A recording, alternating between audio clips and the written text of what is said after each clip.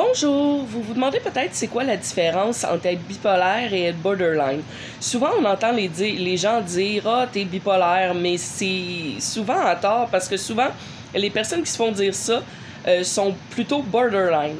Je vous explique la différence. Premièrement, il y a trois types de bipolaire. Le bipolaire de type 1, le bipolaire de type 2 et la cyclothymie, les troubles cyclothymiques.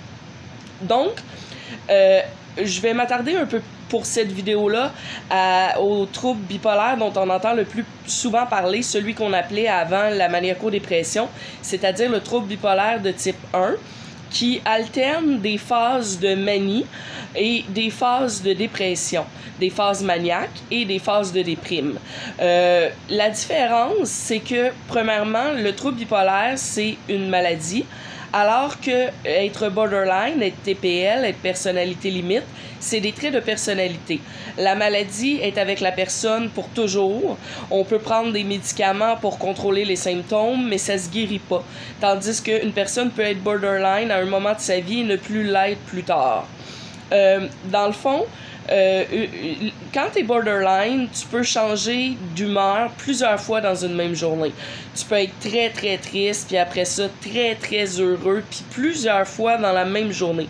Tandis que quand t'es bipolaire, de type 1, donc ce qu'on appelait avant la maniaco-dépression, les périodes sont plus longues. Comme par exemple, tu peux être pendant plusieurs semaines dans une phase maniaque, ensuite plusieurs semaines dans une phase de déprime.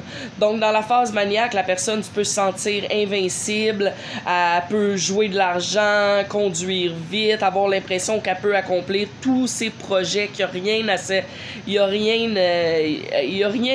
pas de limite. Il n'y a rien à son épreuve.